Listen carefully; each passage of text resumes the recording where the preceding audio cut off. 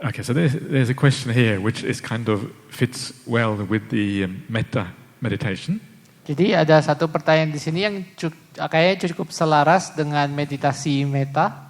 And the question is, sometimes hatred comes very suddenly and we can't seem to escape. Ya, how can we escape? How can we escape? Jadi kadang-kadang ada pertanyaan tadi ya, sama Om tadi kalau nggak salah, ada kadang-kadang waktu lagi meditasi atau kehidupan sehari-hari, tiba-tiba pikiran kebencian tuh menyergap gitu ya. Jadi kita seolah-olah kita nggak bisa keluar lagi dari situ. Jadi gimana caranya? Yeah, so sometimes even when you do metta meditation, if you do it towards individuals, and sometimes because individuals are very complicated, you have mixed feelings. Jadi kadang-kadang saat kita melakukan meditasi metta, kita kadang-kadang mengarahkannya kepada sosok tertentu, orang tertentu, itu kadang-kadang kita karena namanya manusia itu cukup rumit mungkin hubungannya, maka kadang dapat hasilnya rasanya kayak campur-campur. And so sometimes it's better to do may all beings be happy rather than may this person be happy or that person be happy because we have mixed feelings towards individuals. Jadi kadang-kadang mungkin kita lebih baik menggunakan semoga semua makhluk bahagia gitu ya, ketimbang orang ini bahagia, karena sebab kadang-kadang perasaannya suka bercampur, mixed feeling. And because you are one of all beings, it means that when you say may all beings be happy, you are also included there. Jadi karena kita bilang semua makhluk berbahagia, karena semua makhluk juga mencakup Anda, pada saat yang sama Anda juga mendoakan semoga semua Anda sendiri pun bahagia. So that is during the meditation. Outside of meditation, when anger or hatred comes very quickly, we can use, the first question here is how do we contemplate non-self in daily life? And you can combine non-self contemplation with overcoming anger. Jadi kalau di luar meditasi, kadang-kadang pada saat kebencian menyergap gitu ya, kebetulan di sini ada satu pertanyaan, bagaimana kita merenungkan non-self, tiada diri atau anatta dalam kehidupan sehari-hari. Jadi Anda bisa gabungkan antara baik metta, cinta kasih, dengan non-self tadi ya, tiada diri. So you make non-self contemplation very practical. Dan untuk membuat perenungan tentang anatta ini sangat praktis. So if you find that you get angry with somebody in daily life, usually it is because you think that this other person has done something bad against you. Jadi kadang-kadang kalau Anda menganggap ya, merasa bahwa Anda merasa marah kepada orang karena orang ini telah melakukan sesuatu yang buruk kepada Anda, kadang-kadang Anda berpikir bahwa can you repeat the last one? Because they have done something bad against karena you. mereka melakukan sesuatu yang buruk terhadap Anda. Yeah. So it's always about me. Jadi selalu fokusnya ke diri Anda sendiri, saya yang digituin gitu. So it's this feeling, it's when we become centered about self-centered and we think about ourselves, that's when other people do something stupid, we get angry in return. Karena kita terlalu terpusat pada diri, saat kita cuma melihatnya ke diri sendiri, maka saat ada orang melakukan sesuatu yang tidak pantas, tidak pas menurut kita jadinya marah. But remember, the other person doesn't do anything bad against you. Tapi ingat bahwa ada orang-orang itu sebenarnya tidak melakukan apapun yang buruk terhadap Anda. It's got nothing to do with you. Itu tidak ada hubungannya dengan Anda. The reason why somebody does something stupid is because of their own inner life. Kan alasan kenapa mereka melakukan sesuatu yang tidak kurang begitu bijak itu adalah karena keadaan batin mereka sendiri. Yes, you know what it's like when you get angry? The reason you get angry is because all of these many things coming together and then anger comes out. Anda tahu kan pada saat Anda sendiri marah kan ada beberapa hal yang terjadi akibatnya muncul kemarahan itu. When other people do stupid things towards you or they get angry with you, it's because all of these conditions coming together and then anger comes out. Pada saat orang lain melakukan hal yang konyol atau bodoh kepada Anda tersebut tidak pas menurut Anda, itu karena ada berbagai kondisi yang muncul dari keadaan batin mereka sehingga menimbulkan mereka melakukan hal yang bodoh tersebut. So instead of getting angry back, you remember that this person is conditioned to be this way. Jadi alih-alih Anda marah kepada orang tersebut, Anda jadi mengingatkan diri, orang-orang ini pun terkondisi. They have no choice. Mereka nggak punya pilihan lain. Yeah, it's not about you, it's just about now they have no choice because now they must get angry. Yeah. Begitu tidak ada hubungannya dengan Anda, mereka itu tidak punya pilihan lain selain marah atau melakukan hal itu kepada Anda. It's like the wind in the trees. Itu seperti angin di pepohonan. When you hear the wind in the trees, do you ever get angry with the wind? Kalau Anda melihat angin di pepohonan, apakah Anda pernah marah sama angin di pepohonan? Maybe you get a little bit irritated if the wind is very strong. Yeah? Mungkin Anda agak sedikit kesel gitu ya kalau memang anginnya terlalu kencang. But you don't get angry with the wind. Tapi Anda tidak marahnya ke angin itu. You terrible wind, stop. Dasar angin gitu ya, tolong berhenti dong gitu ya.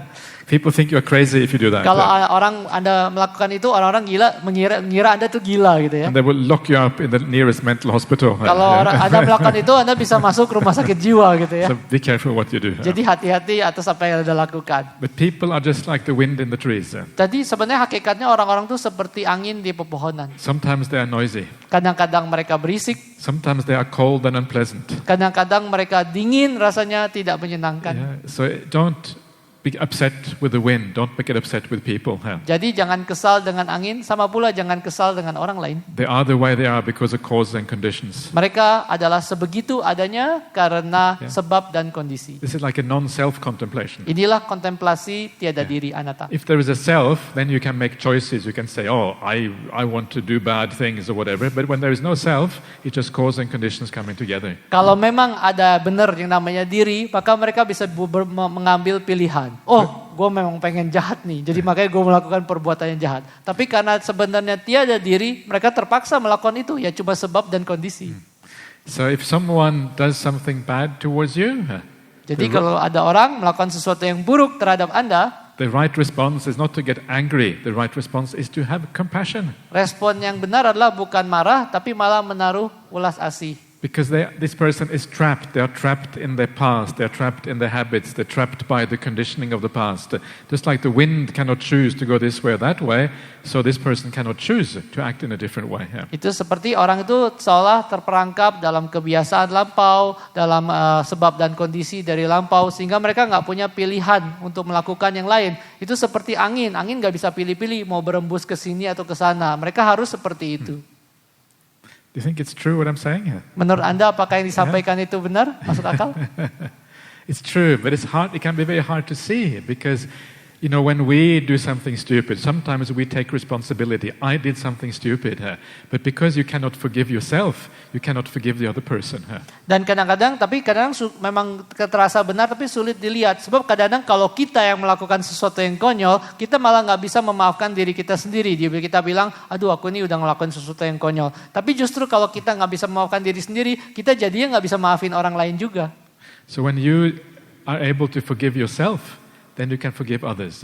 So when you do something stupid, understand it's not really you who choosing to do something stupid. It feels like you are choosing, but actually you're not. What is happening is that all the cause and conditions are coming together, and then they make you do something stupid. Jadi saat Anda melakukan perbuatan yang buruk itu, Anda juga harus bisa memaafkan diri sendiri. Kalau Anda bisa memaafkan diri sendiri, Anda bisa memaafkan orang lain. Kadang-kadang Anda berpikir ya, jadi setiap kali melakukan perbuatan buruk, jangan menyalahkan diri. Sebenarnya itu datang dari sebab dan kondisi gitu ya. Anda tidak punya pilihan melakukan hal itu. Jadi karena sebab dan kondisi yang berkumpul bersama, jadinya Anda melakukan hal seperti itu. So you, in a sense, you understand that everyone is a victim of the conditioning of the past. We're all victims in a sense. Jadi Anda selalu mengira serasa bahwa Anda punya pilihan, padahal sebenarnya tidak seperti itu ya. Anda betul-betul terkondisi untuk melakukan hal itu. Jadi kita semua sebenarnya pada akhirnya kalau kita memandang itu, kita semua merupakan korban gitu ya. Sama-sama korban dari sebab dan kondisi di masa lampau. And then when you see that you are a victim and other people is a victim, when everyone is a victim like that, you can have compassion for everyone. Pada saat Anda melihat kita nih korban, semua orang korban, dia juga korban, semua orang korban, maka kita benar punya rasa, aduh, ulas asih kepada semua orang. The problem is the feeling inside, the feeling of self.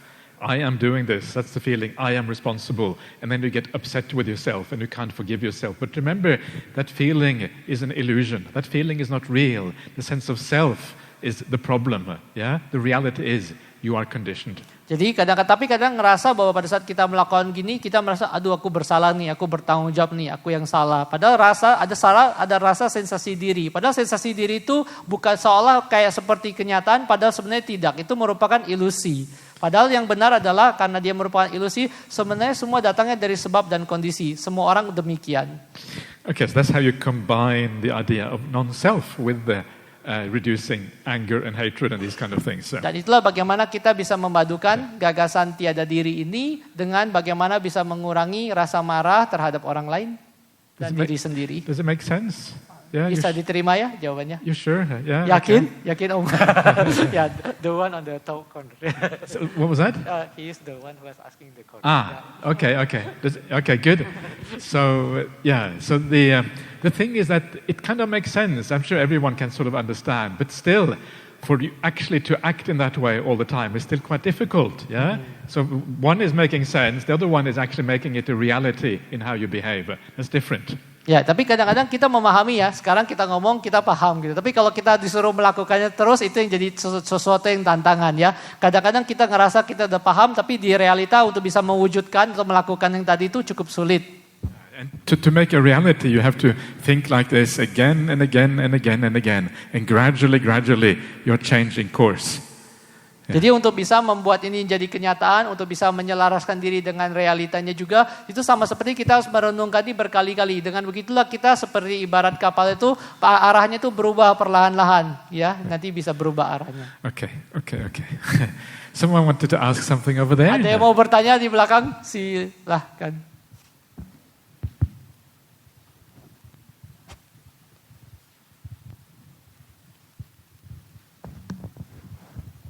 Namo Buddhaya, selamat siang. Gini ya, ceritanya saya sebagai korbannya. Korban gimana ya? Sekarang efeknya yang saya rasakan. Badan tubuh gemetar dan ketergantungan obat.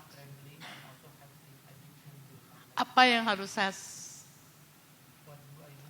harus saya supaya bisa terbebas dari obat?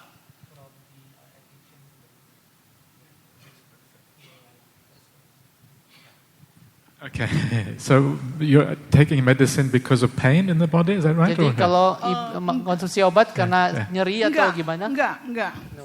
No. Yeah. Gimana ya? Sakit hati. Katanya saya sakit jiwa. Tapi sebenarnya sakit hati, terus terang. Sakit jiwa, no. Okay. All right. So what you have to do is you have to build up the positive feelings inside. Jadi yang harus dilakukan justru kita harus mengembangkan ya perasaan atau kualitas yang positif dalam hati. And so what you have to do is you have to slowly you have to learn to forgive yourself and also forgive other people. If other people have hurt you, you have to learn how to forgive them. Slowly.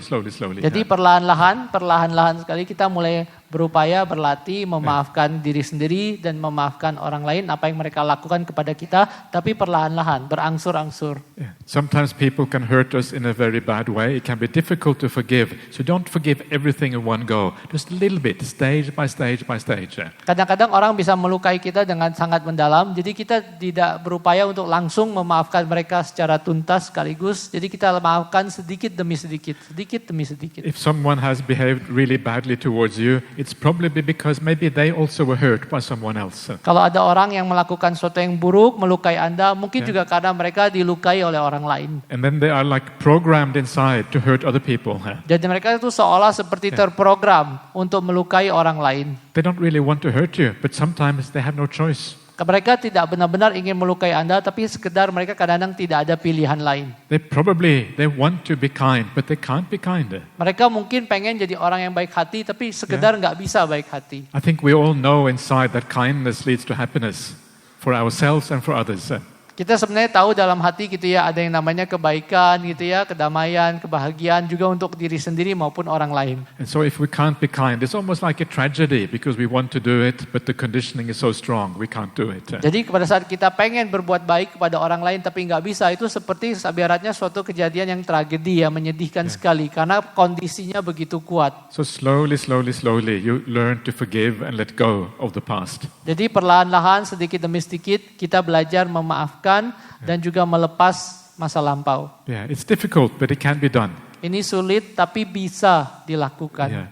I remember reading some very interesting stories I was telling yesterday, or was it yesterday? I can't remember when I was already now, but something about these near-death experiences that people have. Jadi saya juga ingat ya pernah bercerita mungkin di beberapa hari yang lampau gitu ya, mengenai pengalaman orang yang mengalami mati suri. And there was a story about this young woman who had been treated very badly by her own parents. Jadi ada cerita tentang perempuan muda ini yang sangat diperlakukan buruk gitu ya oleh orang tuanya sendiri. And she had all of this anger towards her parents. Dan ini perempuan ini memiliki kemarahan besar terhadap orang tuanya.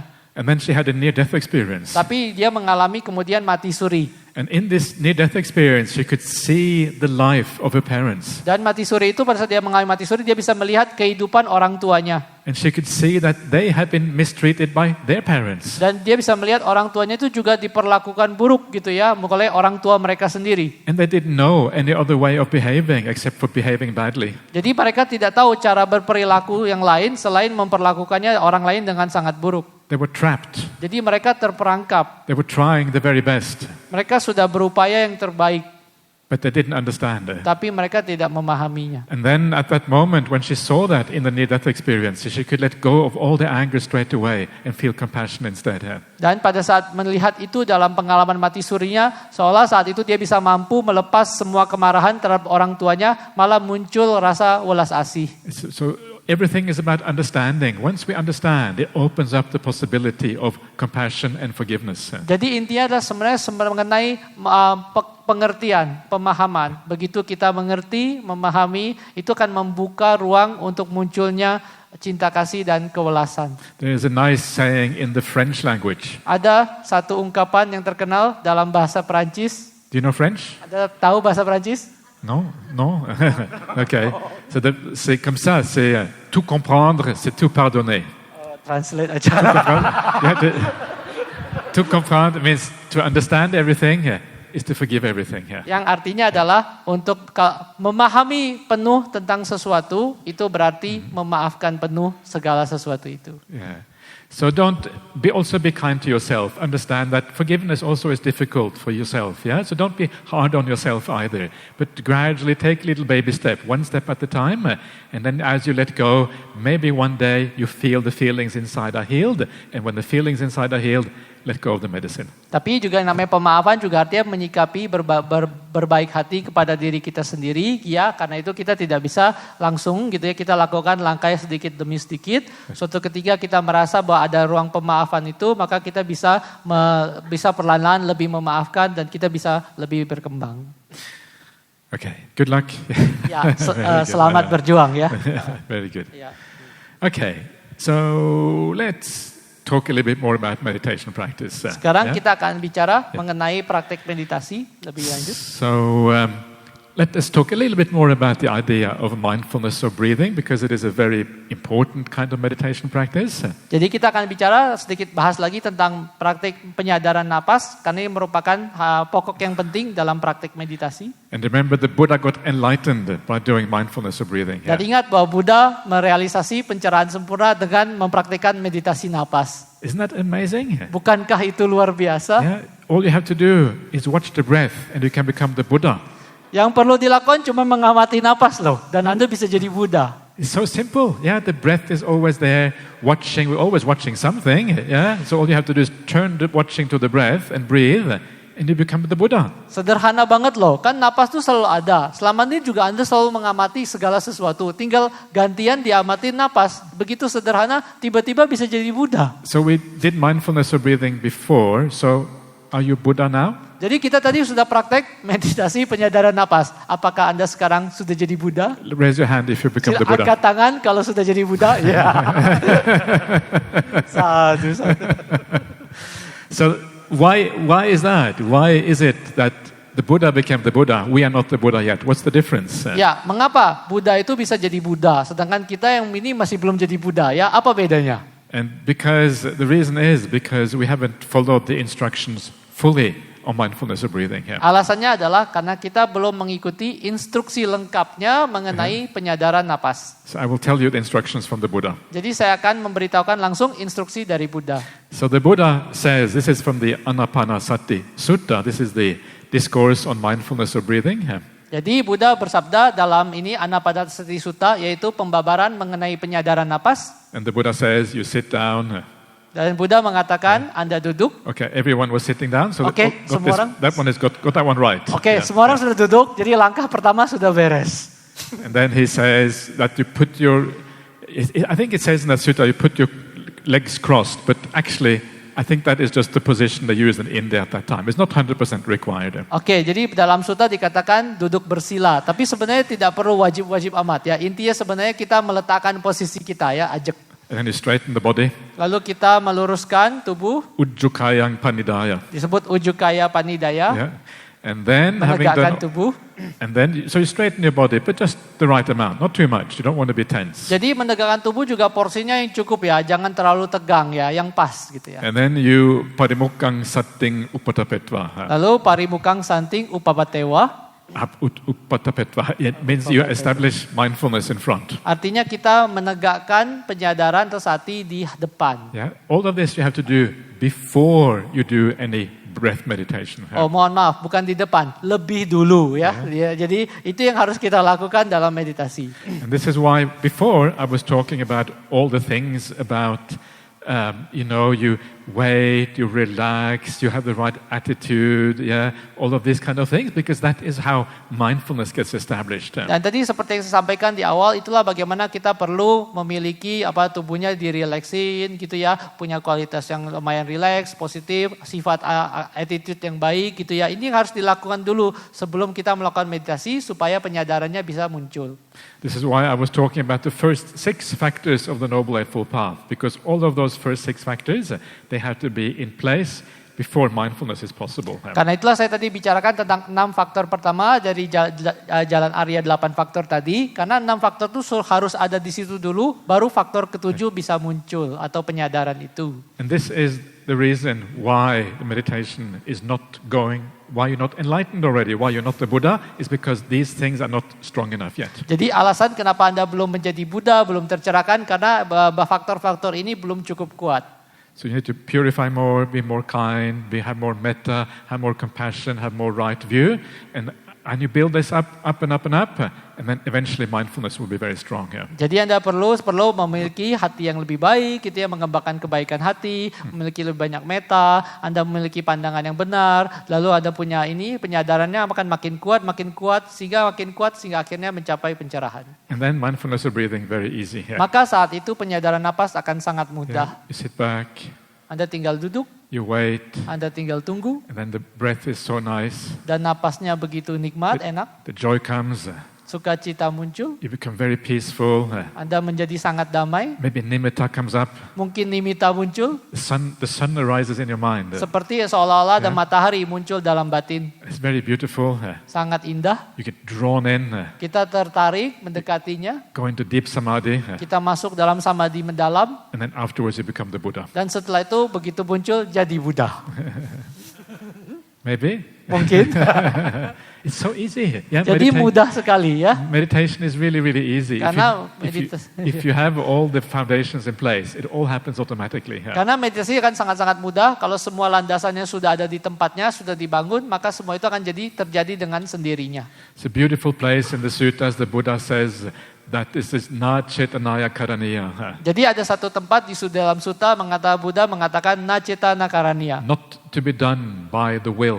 Segala ini tidak muncul bukan karena kita menghendakinya, He says it is dhammata. tapi dikatakan sebagai dhammata. Dhammata means according to nature. Dhammata itu artinya muncul seselaras dengan sifat alaminya. The whole process of meditation is according to nature. Seluruh proses meditasi ini mengikuti proses alami. If you try to do the meditation, you are no longer allowing nature to take its course. Kalau Anda yang mengerjakan atau menggarap meditasi, itu artinya Anda malah sengaja menghalangi alam itu untuk bekerja sebagaimana mestinya. Ajahn Brahm, he gave a very nice simile many years ago that I remember. Ajahn Brahm memberikan perumpamaan yang sangat bagus. Saya ingat ini dari beberapa tahun yang lalu. He said we are all like little children. Kita semua ini seperti anak kecil, kata Ajahn Brahm. It's true, right? Everyone is a little bit like little children. Benar kan? Semua orang kan pasti rasanya ada kelakuannya mungkin seperti anak kecil. We try to act like grown-ups, but inside still like little children. Kita berupaya berperilaku seperti orang dewasa, tapi mungkin di dalam batin masih seperti anak kecil. It's true, isn't it, sometimes? Benar ya, kadang-kadang ya, kayak gitu ya. And he said that a little child, the mother of the little child is going to teach the little child how to grow the sunflower. Jadi dia bilang anak kecil ini dalam perumpamaan ini mau diajari ibunya gimana caranya menumbuhkan bunga matahari. You have sunflower in Ada bunga matahari? We have. Okay, good. Okay. Lucky. Okay, good. Kuaci. So the mother gives the little child gives the sunflower seed. Jadi kepada anaknya ibunya tuh memberikan ini ya benih yang bunga kuaci itu yang buat bunga matahari. And it says to the child, okay, okay. Dan dia bilang anak. Okay, so listen, child. Yeah. Jadi anak ini So take the seed, ambil benihnya, dig a hole in the ground, gali lubang di tanah, put the seed inside, taruh benihnya di dalam, cover up with earth, terus ditutup lagi dengan tanah, and then water a little bit every day. lalu diairi sedikit-sedikit setiap hari. And the child said, yes, mother, Lalu yes, daddy. anaknya bilang, Yes, ya yes. ibu, ya papa, ya mama, ya papa. Yes. Ya. Ding. Digs the hole, yeah, Kemudian dia menggali lubang and does everything. Yeah. dan melakukan sesuai arahan. And then the mother says, but be very patient. It takes a long time for the sprout to come out of the ground. Tapi ibunya berkata, tolong sabar sekali karena butuh waktu yang cukup lama sampai kecambahnya muncul keluar dari tanah. So the child goes watering every day.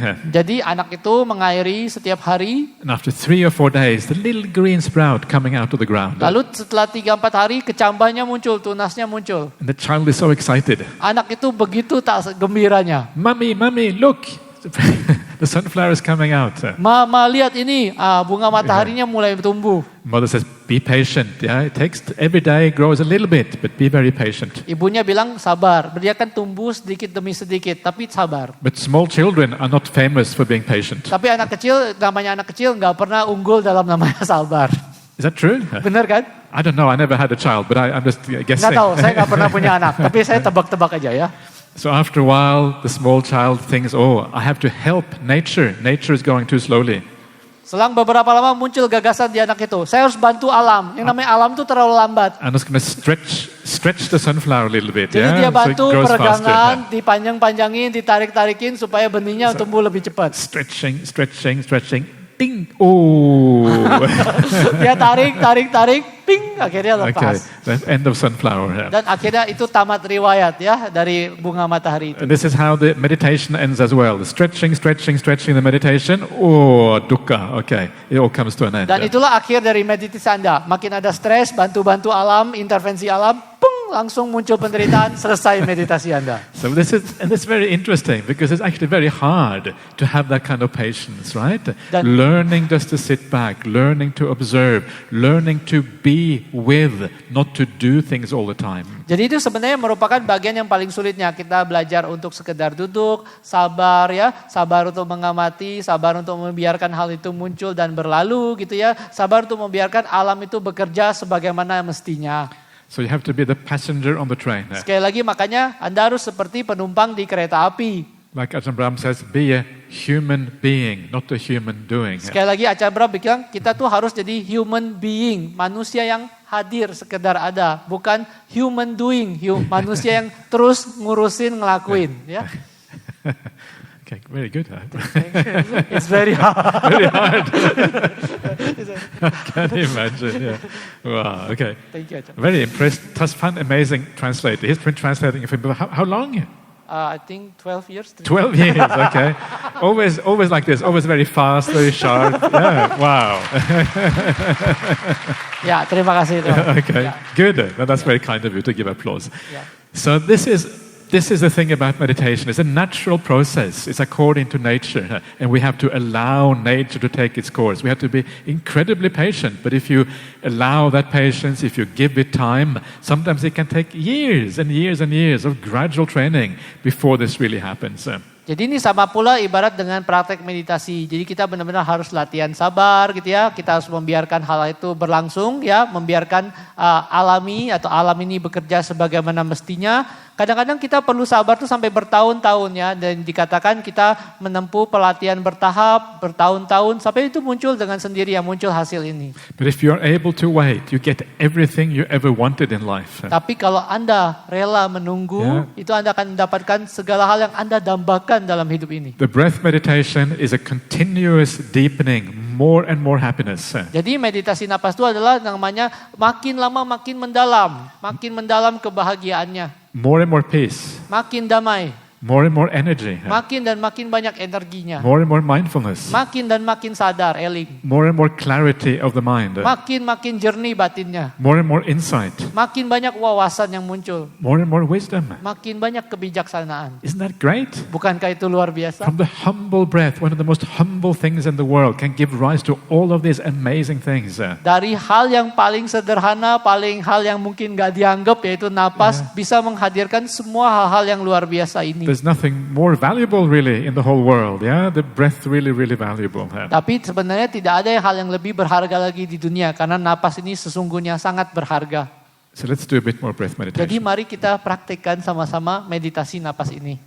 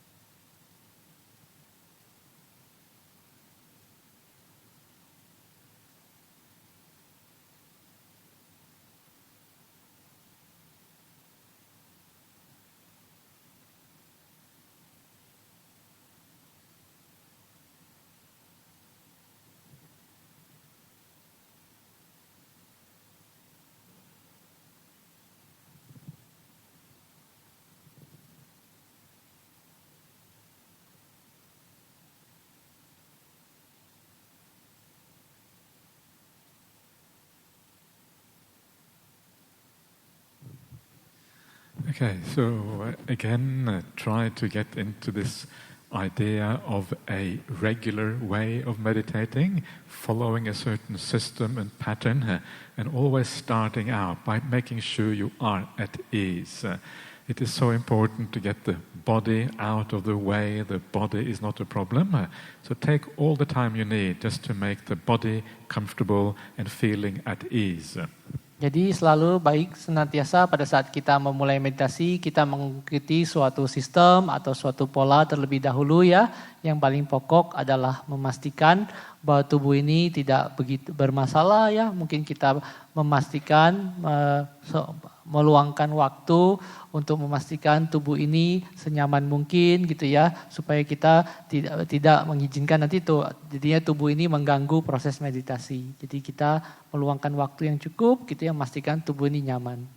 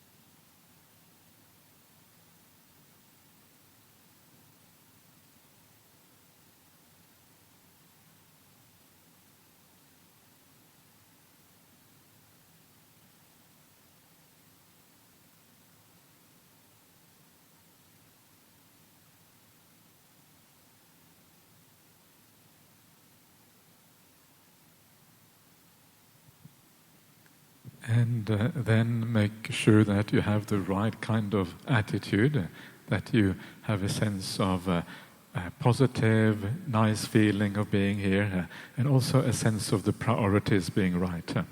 Jadi memastikan juga penting memiliki sikap yang baik ya, memiliki kualitas sikap yang positif gitu ya, sekedar bahagia duduk di sini dan juga penting juga untuk memprioritaskan apa yang kita lakukan saat ini. And part of this is the idea that the spiritual path is what life really is about, and a core part of that spiritual path is the mindfulness of breathing, which took the Buddha all the way to awakening here. Yaitu mengingatkan kita pada gagasan bahwa kehidupan spiritual adalah inti dari makna atau tujuan kita hidup, dan di antara praktik spiritual ini adalah penyadaran napas itu yang bisa membawa bahkan Buddha untuk bisa mencapai pencerahan sempurna. So give priority to the breath, give priority to the meditation, everything else is secondary. Jadi berikan prioritas keutamaan pada napas, berikan keutamaan pada praktek meditasi. Yang lainnya bukanlah prioritas dulu saat ini.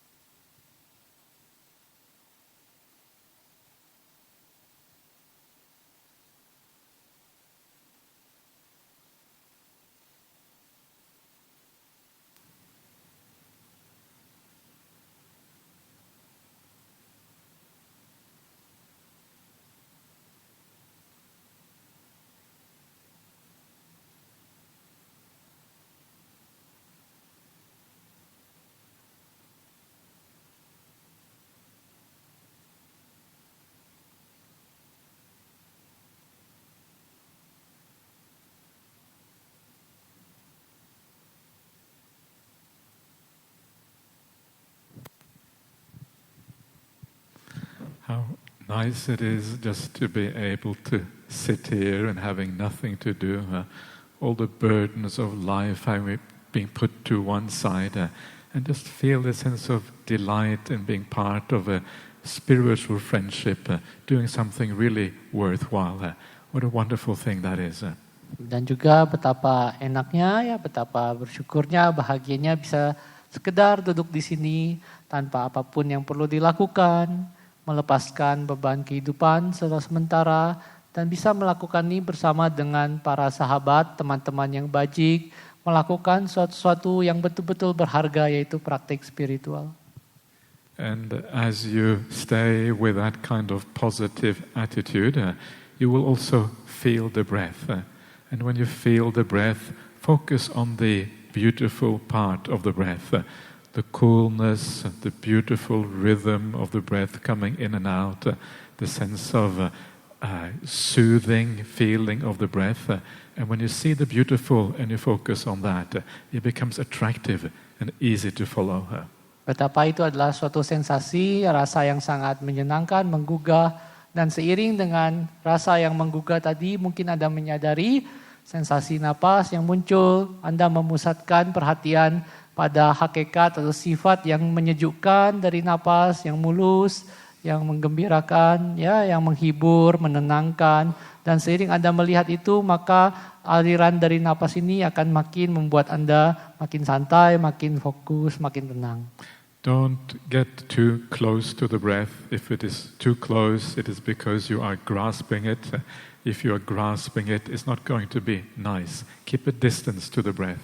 Jangan terlalu mendekat kepada napas. Kalau Anda mendekat ke napas itu ibaratnya Anda seperti mau mencengkram atau memegangi napas itu. Anda perlu menjaga jarak dari napas. It is a bit like watching a sunset far away. When you watch the sunset, you don't grasp the sunset. You're just watching and observing the beauty. In the same way, when you watch the breath, you're just observing the beauty as if you're standing from a distance and just allowing it to be. Ini seperti seolah Anda menikmati pemandangan matahari terbenam. Anda tidak alih-alih, tidak bergerak, memegang ya atau mencengkram pemandangan tersebut, tapi Anda sekedar menikmatinya dari jauh pemandangan tersebut. Sama halnya terhadap napas ini dengan kualitasnya yang tadi, kita menikmatinya, mengamatinya dari jauh. And if the breath disappears and you start thinking or whatever, that's okay. Don't allow that to upset you or anything. Just stay with what is happening and wait for the breath to return. Kalau misalnya napasnya menghilang, kemudian ada berpikir gitu ya, atau bermikirkan segala sesuatu gitu ya, itu tidak masalah. Sekedar hadir bersama apapun yang terjadi di batin, menunggu dan kemudian menunggu napas itu muncul kembali.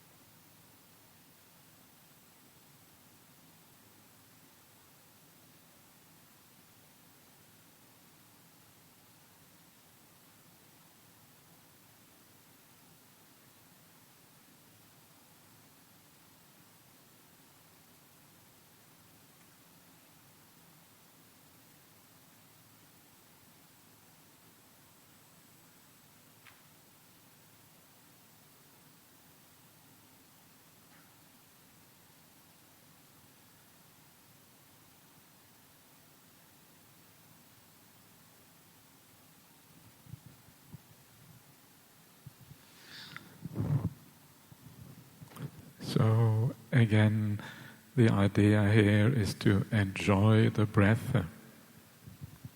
Sekali lagi di sini gagasannya adalah kita menikmati napas. The more you enjoy it, the more automatic the mindfulness is. Makin menikmati napas, makin otomatis penyadarannya. And now, as we're coming to the end again, just spend a few moments once more reviewing the meditation.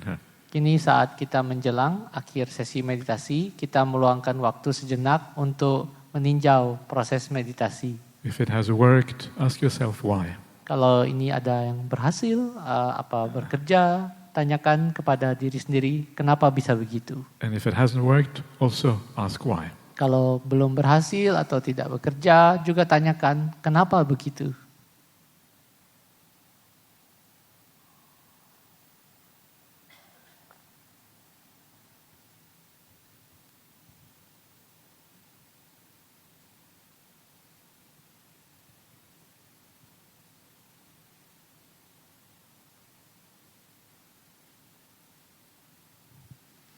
Okay, so please come out.